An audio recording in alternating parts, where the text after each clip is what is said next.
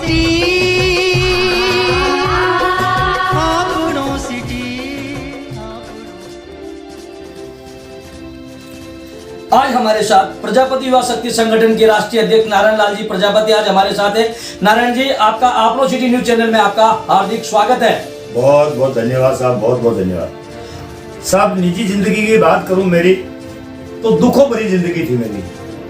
आज उस जिंदगी को याद करके भी अचंभित रहता हूं कि जब हमारे परिवार में हमारे ऊपर जब दुख पड़े थे तब कोई किसी का साथ नहीं देता था। समाज के लोग ही समाज के लोगों की मजाक उड़ाते थे। आज मैं सक्षम हूं, इतना सक्षम हूं कि भी मेरे परिवार के अलावा मैं किसी और की भी भलाई या मदद कर सकता हूं। तो मैंने सोचा बच्चे अपने हैं नहीं, घरवाली जेलर पोस्ट पर है और अपना घर में ऐसा कोई खर्चा भी नहीं है, नशे पते की कोई लत नहीं है, तो क्यों ना बाकी का जीवन बचे वो समाज के लिए काम दें, ताकि मेरे जैसे और कोई प्रताड़ित ना हो, मेरे जैसे और कोई दुखी ना हो और उनको ऐसा महसूस ना हो कि हम अकेले हैं, हमारे साथ पूरा समाज है। बस इसी आशा के साथ निकला हूँ। एक बाड़मेर में एक नाबालिग बेटी के साथ बलात्कार करने वाला संत महापुरुष और एक बाबा जिसका नाम है लाल बाबा, उसके पीछे आप क्यों लोग हैं और दूसरों की इज्जत करने की बात करते हैं और महात्माओं की इज्जत खोलने में लगे हुए हैं, महात्माओं की आपके चरित्र पर दाग लगाने में लगे हुए हैं, तो आप उसमें ऐसा क्यों? सर, अभी 2 दिन पहले ही यति नरसिंहानंद जी है जो सनातन धर्म के मेरे हिसाब से इस वक्त भारत में प्रथम नंबर पर है, जिनको जेड पदक सुरक्षा मिली हुई है, बुलेट प्रूफ उनकी गाड़ियां हैं और काफी सैकड़ों उनके पास कमांडो रहते हैं। दासना मंदिर यूपी में बहुत बड़ा मंदिर है। उनके महंत से मेरी जयपुर में अभी बात हुई थी, राजू बॉक्सर के यहाँ पर। उन्होंने भी कहा है कि जो हमारा भगवा चोला पहनकर अपराध करता है उसे डबल सजा मिलनी चाहिए। मैं किसी महंत का विरोध नहीं कर रहा हूँ, किसी साधु का विरोध नहीं कर रहा हूँ, किसी महात्मा का विरोध नहीं कर रहा हूँ, एक बलात्कारी का विरोध कर रहा हूँ, और वो भी एक नाबालिग बच्ची के साथ बलात्कार करने वाला। अब आप बताओ, उसका विरोध तो होना भी चाहिए। नहीं, जो लाल बाबा जो है, लाल बाबा पे 10 माह पहले एफआईआर दर्ज हुई है, पर पुलिस उसको अब तक उसको आरोपी नहीं माना, उसको लेकर आप क्या कहेंगे? सर, प्रथम जब रिपोर्ट दर्ज करवाई गई थी पीड़िता की तरफ से, तब उसमें पोक्सो ऐड नहीं किया गया। 376 में धारा ऐड की, उसको लाल बाबा के साथ कुछ सहयोगियों को भी नाम लिखा गया था उसमें।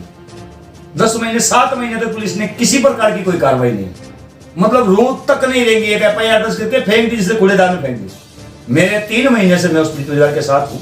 जब से मैं गया हूँ तब से पहले तो हमने वहां पर हमारी जो भी कोशिश है वो लड़ी, फिर हमने कोर्ट के द्वारा भी एक लड़ाई लड़ी, कोर्ट से ऑर्डर निकलवाया, पुलिस से जवाब तलब करवाया कोर्ट से कि भाई अभी तक आपने काम क्यों नहीं किया। उसके बाद हमारे धरने हुए, प्रदर्शन हुए, 3-4 दिन का हम लोग वहां कलेक्टर के सामने वार्ड में मुख्यालय पर बैठे रहे, तब जाकर के पुलिस के एसपी साहब ने उसमें पोक्सो जोड़ा है और अब जाकर के पुलिस ने यह माना है कि वो बलात्कारी भी है और भगोड़ा भी है और साथ में और भी कई जुर्म किए गए। उसका विशेष कारण बताया, पुलिस ने हमें बताया। उसके 3 आधार कार्ड है। अब आप बताइए वो महात्मा कैसे होता है? लाल बाबा नाम, देवनारायण दास, चूनाराम। लाल बाबा लुहार, देवनारायण दास वैष्णव और चूनाराम ब्राह्मण।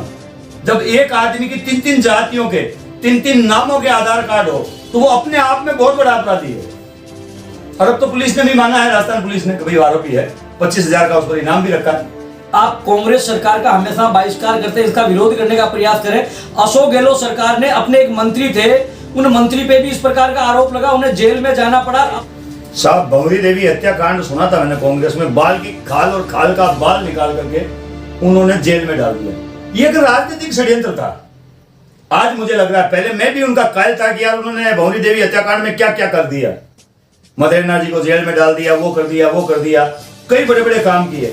लेकिन आज जब मैं देख रहा हूं 10 महीने से एक बच्ची, नाबालिग बच्ची घर से निकलती है, थाने में जाकर के महिला थाने में एफआईआर दर्ज करवाती है। अधिकतर बच्चियां तो एफआईआर करवाती ही नहीं है, सहन कर लेती है, घर में दुबक कर बैठ जाती है। मगर ये बच्ची घर से बाहर निकली, एफआईआर दर्ज की, 7 महीने तक पुलिस ने बच्ची से ये तक नहीं पूछा कि बेटा क्या हाल है, और वो अपना बड़ा पेट लेके घूम रही थी।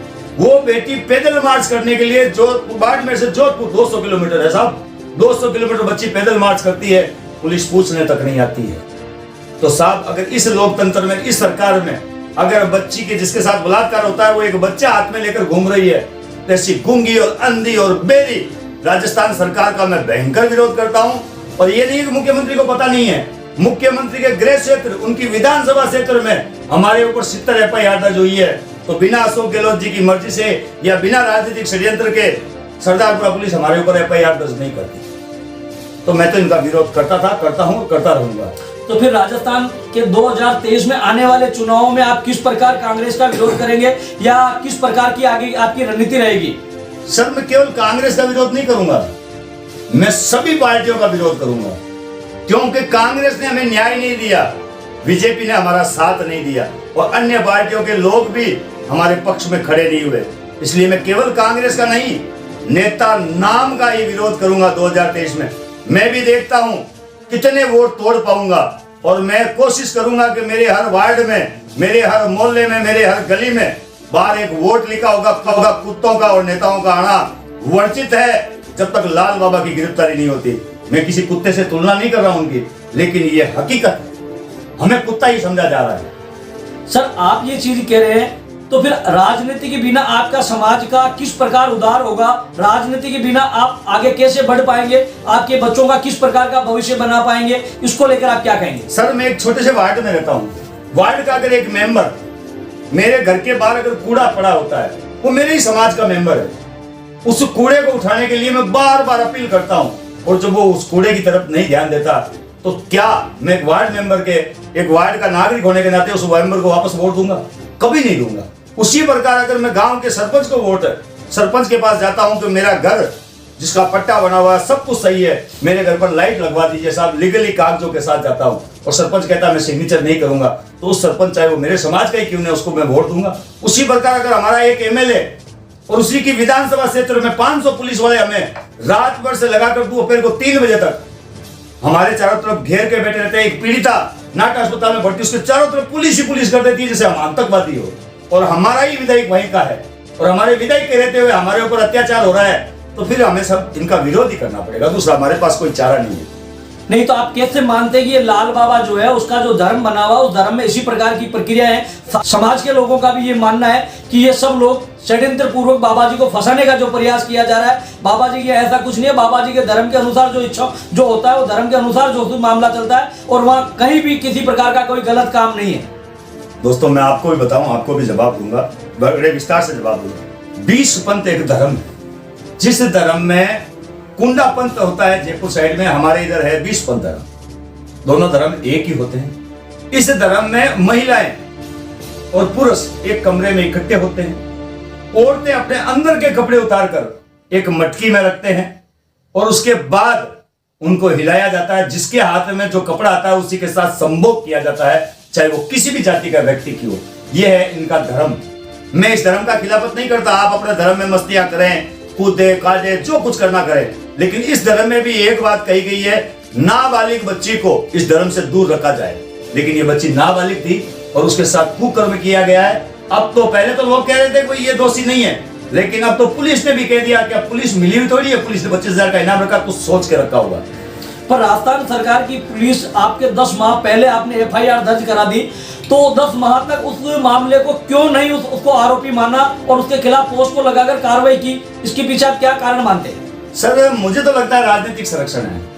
हमारे वहाँ के लोकल एमएलए हैं मेवाराम जी जैन साहब, उनसे भी मैं मिलकर आया हूँ और वहाँ के जो और भी कई मेघवाल समाज के एक एमएलए उनसे भी मिलकर आया हूँ, 1-2 एमएलए से और भी मिला, सबसे मैंने अपील की है कि साहब मेरी मदद करो। हो सकता है एमएलए ने सबको कॉल किया, पुलिस उन पे भारी पड़ रही हो या एमएलए खुद करवाना नहीं चाहते, ये अभी कंफ्यूजन है सर। लेकिन ये तय है कि इस लाल बाबा पर राजनीतिक संरक्षण है, राजनेताओं का हाथ है। कई राजनेता ऐसा है जो शौकीन है और उन शौकीनों का काम इस धर्म से चलता है, इसलिए इस बेटी की पुकार वो लोग नहीं सुन रहे। पर यहाँ बताया जाता है यहाँ तो कई बड़े बड़े राजनेताओं से लेकर बड़े बड़े धन्ना सेठों का भी वहाँ उस मठ पे आना जाना रहता है और उस धर्म से जुड़े हुए हैं और कई बड़े अधिकारियों का भी उस मठ से जुड़ा हुआ है। क्या ये बात सही है या गलत है? साहब जिस प्रकार 10 महीने लगे उस प्रकार तो मुझे भी ये बात सही लगती है कि नहीं तो 10 महीने किसी भी काम में नहीं लगते। और खासकर एक बेटी के साथ जिसके साथ बलात्कार होता है, उसके बेटा या बेटी जन्म ले लेती है, मर जाना चाहिए ऐसी सरकार को कि जिसके साथ बलात्कार हुआ है वही बेटी अपने हाथ में 2 महीने का बच्चा लेकर कह रही है मुझे न्याय दो, मेरे साथ 10 महीने पहले बलात्कार हुआ था। नारायण जी, एक जिसके पेट में 9 महीने का बेटा हो, 8 महीने का पेट से प्रेग्नेंट हो, उस बेटी को आप 200 किलोमीटर बाड़मेर से लेकर जोधपुर तक पैदल चलाना चाहते हैं, तो क्या ये अन्याय नहीं है? घोर अन्याय है सर, लेकिन वो बेटी चाहती है। मैं उसे चलाने वाला कौन होता हूँ? मैं तो उसकी कहानी जब सुनी थी, जब मैं पहली बार गया था आज से 3 महीने पहले, उस बच्ची ने जो मुझे बात बताई, दोस्तों आपको भी ये सुनना चाहिए। उस बेटी ने कहा था पेशाब तक पिलाया गया, पेशाब का हलवा बनाकर उसे खिलाया गया। यानी उस पर ऐसे ऐसे प्रयोग किए गए जो सेक्स के, मैं नहीं नाम लेना चाहता, लेकिन आपकी रूह कांप जाएगी, धरती हिल जाएगी और आप चाहोगे कि ये बाबा मर जाए, ऐसी दुआ करोगे आप लोग। उस बेटी के साथ बहुत गंदा हुआ है। उस बेटी ने जब मुझे ये कहा तो मैंने उस बेटी को भरोसा दिलाया कि बेटा मैं भले ही मर जाऊं लेकिन तुझे न्याय दिला के ही मरूंगा।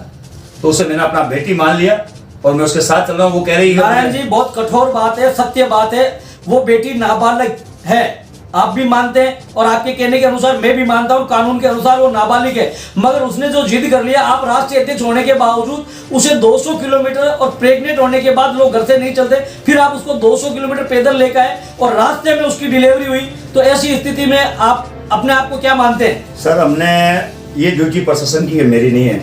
एक बेटी जिद कर रही है, मैंने प्रशासन को अवगत करा दिया था। ये बेटी अब बाड़मेर से जोधपुर आईजी साहब के पास पैदल जाएगी, संभाग आईजी के पास। आप इसे रोकना चाहें तो रोक ले, इसके लिए कोई व्यवस्था करना चाहे तो व्यवस्था कर ले, नहीं तो मुजरिम को गिरफ्तार कर ले। ये बच्ची नहीं मानेगी। पुलिस ने हमें फ्री हैंड कर दिया, बोले आप जहां मर्जी जाओ, हमें कोई मतलब नहीं है। तब साहब हमारे पास जब वार्ड पुलिस हमारा साथ नहीं दे रही है और हमारे पास इतना किराया नहीं है कि हम लोग वहां से चले जाए, हमारे पास जो साधन था हम उससे पैदल पैदल चल दिए। तो फिर रास्ते में अंदर जब उसकी डिलीवरी हुई और पुलिस ने आपके साथ क्या व्यवस्थाएं रखी, जब पुलिस आपके साथ चल रही थी, पुलिस आपकी देख रेख में थी, तो फिर पुलिस ने एक प्रेग्नेंट डिलीवरी के समय किस प्रकार की क्या व्यवस्थाएं रही? सर कुछ नहीं व्यवस्था हुई। जोधपुर आईजी का कॉल आया एसपी साहब के पास, आनंद फानंद में 50 गाड़ियां आई। यहाँ मैं आपको बताऊं, बालोतरा एसएचओ साहब, डिप्टी साहब, पचपदरा एसएचओ साहब, डिप्टी साहब, जसोल एसएचओ साहब और बाड़मेर पुलिस, इतनी गाड़ियां आई सर। और हमारे ऊपर जो व्यवहार किया, 48 मिनट की रिकॉर्डिंग है, मेरे यूट्यूब चैनल पर मैंने डाली है सर, 48 मिनट की रिकॉर्डिंग डाली है। किस प्रकार का मेरे साथ व्यवहार किया, हमें डराया गया, आप पर पॉक्सो लगा दी जाएगी, आप पर ये कर दिया जाएगा, बच्ची अगर मर गई तो आपको जेल कर दी जाएगी, ये कर दी। उनकी केवल इतनी धमकियां थी। रात को 9 बजे आकर के हमें डिटेन किया उन्होंने, दोपहर को 3 बजे उन्होंने छोड़ा। ना तो हमारे विधायक का उनके पास कॉल आया, ना ही अन्य नेताओं का उनके पास कॉल आया। उन्होंने तो एक ही कहा नारायण को जेल में डाल दो। तो भैया मैं तो जेल जाने के लिए तो घर से निकला हूँ, समाज सेवा ही करूंगा। तो फिर अब 2023 के चुनाव को लेकर आपकी क्या रणनीति होगी? और आप इन सब लोग नेताओं का विरोध कर रहे हैं, तो फिर समाज का किस प्रकार भला होगा और समाज के लोग कहां जाएंगे, समाज की क्या दिशा होगी? सर मैं तो इतना ही कहना चाहता हूं, समाज के एमएलए या एमपी जो भी बनना चाहते हैं अपने बलबूते पर बनते हैं। जो केवल समाज के नाम पर एमएलए बनना चाहते हैं तो उनको समाज की सेवा भी करनी चाहिए। और जो लोग समाज की सेवा करेंगे मैं उनके साथ रहूंगा। और जो समाज की बेटी के साथ नहीं, चाहे वो मेरे समाज का नहीं, मेरा बाप भी अगर चुनाव लड़ रहा है तो मैं उसका भी विरोध करूंगा। पर लोगों का यहाँ तक मानना है नारायण जी समाज सेवा करनी होती तो अपने जिले में ही कर देते, आज यहाँ कल वहाँ परसों यहाँ, ये किस प्रकार की सेवा कर रहे हैं? क्या आपका पीछे कोई राजनीतिक उद्देश्य तो नहीं है कि आपको राजनीति में चुनाव लड़ना हो? सर अभी आपने उत्तर अपने आप ही दे दिया है, मुझे उत्तर देने की जरूरत नहीं। अगर मुझे राजनीति करनी होती तो मैं अपने नागौर जिले में करता, नागौर जिले की एक विधानसभा पकड़ता, वहां जाकर के अपनी राजनीति की रोटियां सेकता। जब मैं पूरे राजस्थान में नहीं, यूपी बिहार और भी कहीं अगर जरूरत पड़े, एमपी में भी 3 बार धरना प्रदर्शन किया मैंने, तो वहां मैं नहीं जाता। मैंने आपको बता दिया कि मेरे जीवन काल में जो दुख पड़े हैं वो मेरे समाज के गरीब पीड़ित परिवारों पर ना पड़े। पैसे वाले और धन्ना सेठ तो खूब बैठे हैं, लेकिन गरीबों की सेवा करने वाला कोई नहीं है। और मैं केवल गरीब परिवारों के लिए समर्पित हूँ। जब तक मरूंगा नहीं तब तक संघर्ष करता रहूंगा। लोग कहते रहेंगे राजनीति, जब मैं आपसे वोट मांगने आऊंगा तब आप कहोगे, जब मैं आपसे कहूंगा कि इस पार्टी को वोट दो तब आप कहोगे, जब मैं आपसे चंदा मांगने आऊंगा तब आप कहोगे। मुझे कुछ नहीं चाहिए, केवल लाल बाबा की गिरफ्तारी चाहिए, एक बेटी को न्याय चाहिए। लोगों का तो यहाँ तक कहना है कि जिस प्रकार हनुमान बेनीवाल ने अपनी निजी पार्टी बनाकर पूरे प्रदेश में अपनी एक अलग पहचान कायम की है, उसी प्रकार नारायण जी जगह जगह गांव-गांव गली-गली में घूमकर अपने आप के वोटों को तैयार करके अपनी पार्टी बनाकर एक राजनीतिक में अपने आप में बहुत अलग से अपनी राजनीति करना चाहते हैं। इसलिए अपनी राजनीति चमकाने के लिए गाँव-गाँव गली-गली घूमकर ऐसे प्रदर्शनों में और धरना प्रदर्शन करने में तुले में, इसको लेकर आप क्या कहेंगे? अगर लोग हनुमान बेनीवाल जी से मेरी तुलना कर रहे हैं तो मेरे सौभाग्य की बात है। हनुमान बेनीवाल जी यहाँ हैं और मैं नाली का कीड़ा हूँ, उनके सामने मेरी कोई औकात नहीं है। रही बात उनसे तुलना करने की, अगर मेरे समाज के लोग इतनी तुलना कर रहे हैं तो मैं उनका नतमस्तक होकर प्रणाम करता हूँ। रही बात पार्टी बनाने की, भैया पार्टियां ऐसे नहीं बनती है। पहले खुद को एमएलए बनना पड़ता है, एमपी बनना पड़ता है, खुद अपने गृह क्षेत्र में मजबूत होकर के चुनाव लड़ना पड़ता है, पार्टी की पूरी चमचागिरी करनी पड़ती है, किसी न किसी पार्टी को ज्वाइन करना पड़ता है, अपने 1-2 एमएलए लाने की ताकत होनी चाहिए, तब जाकर पार्टियां बनती है। मेरे जैसे कंगूरों से पार्टियां नहीं बनेगी। मैं तो समाज के लिए मरने और समाज के लिए लड़ने बाहर निकला हूं। अगर कभी भी कोई पार्टी बनाऊं तो मैं आज इस आपनो सिटी न्यूज के चैनल के माध्यम से कहना जब भी मैं आपके पास चंदा लेने आऊं या वोट मांगने आऊं या किसी पार्टी का सपोर्ट करूं तो सबसे पहले जूते मुझे मारिएगा। साहब, आप जिस प्रकार पहले अपने समाज के नेताओं का विरोध कर रहे हैं, फिर राजनीतिक पार्टी का विरोध कर रहे हैं, इससे तो साहब यही झलकता है कि हर बार नेता अपने आप में किसी प्रकार जो लगाकर लास्ट में वही स्थिति आता है कि हमारे पास राजनीति के बिना कोई वो चीज नहीं होती है, राजनीति के बिना हमारे समाज का विकास नहीं होता है, राजनीति के बिना हमारे समाज का उत्थान नहीं होता, इसलिए हमें राजनीति ही अपनानी पड़ेगी। पार्टी तो बहुत दूर की बात होती है, उसके लिए सक्षम होना पड़ता है, इतना सक्षम होना पड़ता है कि ऐसे कमरों में नोटों की घड़ियां भरी हो, या फिर धन्ना सेठ जो बाहर बैठे हैं विदेश में या बॉम्बे में, हैदराबाद में, बेंगलोर में, वो सब अगर मेरे साथ हो तो शायद मैं कोई पार्टी बना लेता। लेकिन जब मेरे साथ ही सारे बड़े लीडर, सारे नेता, तो कोई ना कोई पार्टी से जुड़ा हुआ है, जब मैं इनका खुलकर विरोध करता हूं ना तब ये मेरी टांगे काटने में लगे रहते हैं। तो सर, रियाज नेता तो बहुत की दूर है, मैं वार्ड का पार्षद तक नहीं बन सकता, पार्टी तो बहुत दूर की बात है। लेकिन फिर भी मेरे समाज के लोगों से अपील करूंगा, वोट नहीं भैया, जब तक बेटी का आरोपी गिरफ्तार नहीं, वोट नहीं। आप जिस नाबालिग बेटी के साथ बलात्कार हुआ है, पुलिस ने उसको इनाम घोषित किया है, 25,000 रुपए का इनाम घोषित किया है, और उसके बावजूद वो अभी भगोड़ा है, पुलिस उसके पीछे लगी हुई है। तो फिर अब आप क्यों प्रदर्शन करना चाहते हैं? पुलिस ने उसने आरोपी मान लिया, पुलिस अपना काम कर रही है, तो ये प्रदर्शन करने से क्या पुलिस को आप दिशाहीन करना चाहते हैं या उस भगोड़ा की मदद करना चाहते हैं? आपकी क्या उद्देश्य क्या है? सर, मैं सिर्फ इतना ही कहना चाहता हूं, अगर पुलिस काम कर रही होती तो 10 महीने नहीं लगते। जब भंवरी देवी हत्याकांड, अभी आपने कहा अशोक गहलोत जी ने अपने एक मंत्री के साथ वो कर दिया, भंवरी देवी हत्याकांड हुआ, सब अब वो इतनी बड़े कांड हो गए, उनमें कुछ नहीं हुआ। उदाहरण देता हूं मैं आपको, बाड़मेर का एक कमलेश प्रजापति हत्याकांड, कुछ नहीं हुआ उसमें, सिर्फ इसीलिए कि मेरा समाज सड़क पर संघर्ष नहीं कर रहा था, केवल और केवल बड़े बड़े लोगों पर विश्वास कर रहा था। इसलिए हम और वो बेटी, क्योंकि उस बेटी को मैंने अब गोद लिया है, वो मेरी अब धर्म की बेटी है, मैं बाप और बेटी अब सड़क पर निकलेंगे।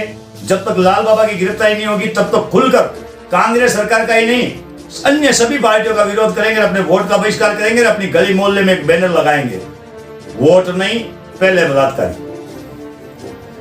तो 2023 में इस समाज को क्या दिशा देंगे? ये समाज राजनीतिक क्षेत्र में किस ओर जाएगा और आने वाले युवा पीढ़ी का किस प्रकार भविष्य बनेगा कि बिना राजनीति हमारा समाज कैसे, जहाँ एक सबसे बड़ा जहाँ कानून लिखा जाता है, जिस समाज के लिए कानून लिखा जाता है, जिस परिवार के लिए कानून लिखा जाता है, जिस जिले के लिए कानून लिखा जाता है, जिस प्रदेश में जहाँ बैठकर कानून लिखने में आपका व्यक्ति नहीं होगा, तो आपके समाज का भला कौन करेगा और आपकी सुनवाई कौन करेगा?